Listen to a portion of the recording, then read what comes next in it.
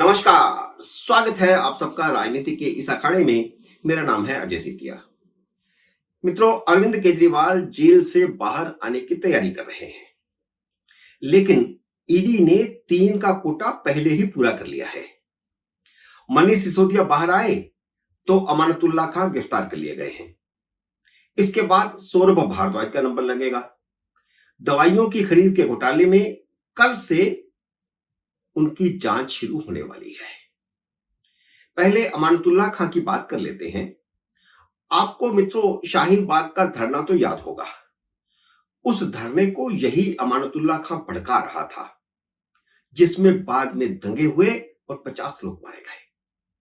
अमानतुल्लाह खान ने कहा था, हमने 800 साल इस देश पर राज किया है, आगे भी हम ही राज करेंगे। बात चली है तो आपको याद दिला दें कि अंग्रेजों के सामने जिन्ना की भी यही दलील थी।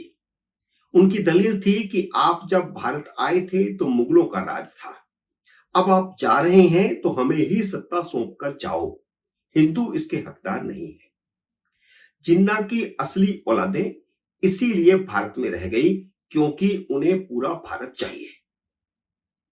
अब आपको याद आ रहा होगा कि पीएफआई का एजेंडा और वह दस्तावेज जो बाद में बरामद किया गया था पीएफआई को बैन लगाते समय, जिसमें कहा गया था कि 2047 तक भारत को मुस्लिम देश बनाना है। ये अमानतुल्लाह खान जैसे लोग उसी पीएफआई की मानसिकता वाले लोग हैं, जिन्हें आम आदमी पार्टी पाल रही है और कांग्रेस भी पाल रही है। ये वही अमानतुल्लाह खान है जिसने केजरीवाल के कहने पर कुमार विश्वास पर आरोप लगाया था कि वह केजरीवाल को हटाकर आम आदमी पार्टी का कन्वीनर बनना चाहता है। कुमार विश्वास उस समय बड़े नेता थे, आम आदमी पार्टी के संस्थापकों में से एक थे, केजरीवाल के काफी हद तक वफादार थे, लेकिन वह बराबर के नेता थे और केजरीवाल नहीं चाहते थे कि उनकी पार्टी में कोई बराबर का नेता रहे। और आप याद कीजिए, जब आम आदमी पार्टी बनी थी तो उनके कद के कितने नेता थे, एक एक कर सबको छांट दिया गया। और उस समय तक क्योंकि कुमार विश्वास बड़े नेता थे, तो फिर ऐसा कैसे हो सकता था कि उनके खिलाफ कोई बोल ले। तो केजरीवाल ने बड़ी चालाकी से अमानतुल्लाह खान को पीएसी से निकाल दिया गया था। पीएसी यानी पॉलिटिकल अफेयर कमेटी, जो आम आदमी पार्टी की सबसे बड़ी फैसले लेने वाली कमेटी है। केजरीवाल ने उसे इस्तेमाल करके दूध की मक्खी की तरह निकाल दिया था, लेकिन वे केजरीवाल के वफादार फिर भी बने रहे। खैर, उसकी गिरफ्तारी पर आते हैं। सोमवार दोपहर को जब ईडी ने अमानतुल्लाह खान को गिरफ्तार किया तो सारी आम आदमी पार्टी इस जहरीले नाग की तरफदारी में आकर के खड़ी हो गई। वही बेसुरा राग, हम कट्टर ईमानदार। आम आदमी पार्टी का हर कार्यकर्ता, हर नेता, हर विधायक, हर मंत्री कट्टर ईमानदार, जबकि बेईमानी के प्रूफ बार बार सामने आ रहे हैं। कितने झूठ बोले वह भी सबके सामने आ गए हैं। पर सवाल है कि ईडी ने उसे गिरफ्तार क्यों किया फिर? तो इसके पीछे भी लूट खसूट की कहानी है। जब यह महाशय वक्फ बोर्ड का अध्यक्ष था, तब जमकर लूट मचाई थी। इसकी लूट की शिकायत भाजपा या कांग्रेस के किसी नेता ने नहीं की थी, बल्कि वक्फ बोर्ड के एक सदस्य और राजस्व विभाग के एसडीएम ने की थी कि कैसे वक्फ बोर्ड की संपत्तियों पर लूट मचा रखी है, कैसे उन्हें बेचा जा रहा है अवैध रूप से, कैसे रिश्वत लेकर के वहां पर वक्फ बोर्ड में नियुक्तियां हो रही हैं। वैसे वक्फ ने तो पूरे देश में ही तबाही मचाई हुई है, इसीलिए मोदी सरकार वक्फ बोर्ड का संशोधन बिल लेकर के आई है, जो भी ज्वाइंट पार्लियामेंट्री कमेटी में गया है। और ज्वाइंट पार्लियामेंट्री कमेटी में जितने भी मुस्लिम सांसद हैं वे हर रोज हंगामा करते हैं जब भी मीटिंग होती है। तो खैर, हम बात तो इस समय अमानतुल्लाह खान की कर रहे हैं। वक्फ बोर्ड में 32 अवैध नियुक्तियां इन्होंने की और इसके आरोप में एसीबी ने उसे 2022 में भी गिरफ्तार किया था, लेकिन उसकी जमानत हो गई थी। एक अन्य आरोपी हैं कौसर इमाम सिद्दीकी उर्फ लड्डन, उसके घर पर छापा मारा गया तो वहां एक डायरी मिली, लाल डायरी, और उस डायरी में 8 करोड़ रुपए की एंट्री पाई गई है।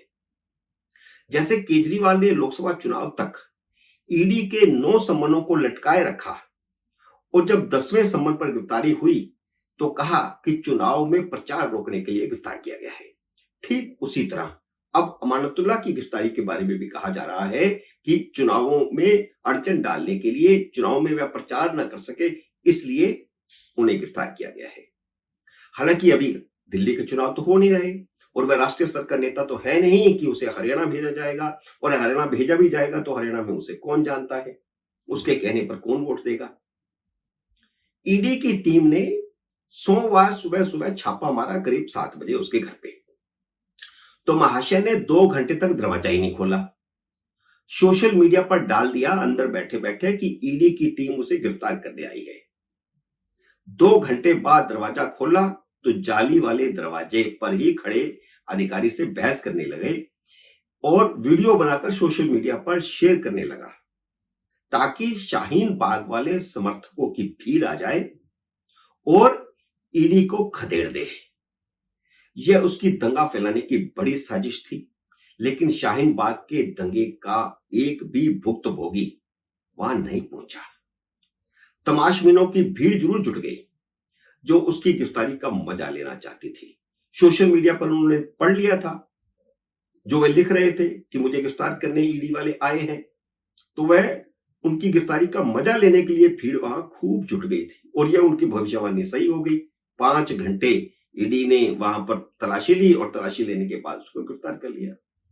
और उस समय जब वह 2 घंटे बाद उसने दरवाजा खोला और फिर बड़ा दरवाजा नहीं खोल रहा था, लोहे वाला दरवाजे के भीतर से ही बात कर रहा था, असल में उसे गिरफ्तारी का डर था। अमानतुल्लाह खां की पत्नी भी अधिकारी से बहस में उसका साथ दे रही थी, जिसने कहा कि 3 कमरों के घर से क्या मिलेगा, हमारे पास तो रोटी खाने के पैसे नहीं है। अमानतुल्लाह खां की पत्नी ने झूठ में केजरीवाल का भी रिकॉर्ड तोड़ दिया। दिल्ली का हर एमएलए 1,80,000 रुपए महीना वेतन और भत्ते पाता है। खैर, 2.5 घंटे बाद ईडी अंदर घुस गई और तलाशी लेने लगी और 5 घंटे तक तलाशी हुई। तब भी उस समय भी अमानतुल्लाह खां वीडियो बनाता रहा और सोशल मीडिया पर डालता रहा ताकि मुसलमान और इंडी अलायंस उसके समर्थन में आकर के खड़े हो जाए, पर ऐसा नहीं हुआ और ईडी के अधिकारी 5 घंटे बाद उसे गिरफ्तार करके ले गए। अब अगला नंबर सौरभ भारद्वाज का लगेगा।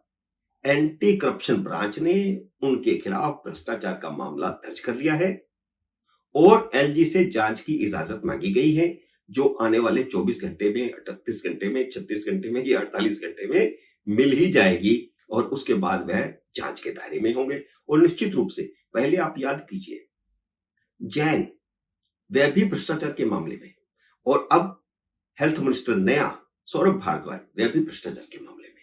यह भ्रष्टाचार की गंगोत्री जो आम आदमी पार्टी में बह रही है, उसका अंत कहां है पता नहीं। मित्रों, उम्मीद है मेरा यह वीडियो आपको पसंद आया होगा। इसे लाइक और शेयर कीजिए। अगर आपने मेरे यूट्यूब चैनल को अब तक सब्सक्राइब नहीं किया तो कृपया सब्सक्राइब करके अपना आशीर्वाद दीजिए। जल्दी मिलते हैं अगले वीडियो में किसी अन्य विषय के साथ। तब तक नमस्कार।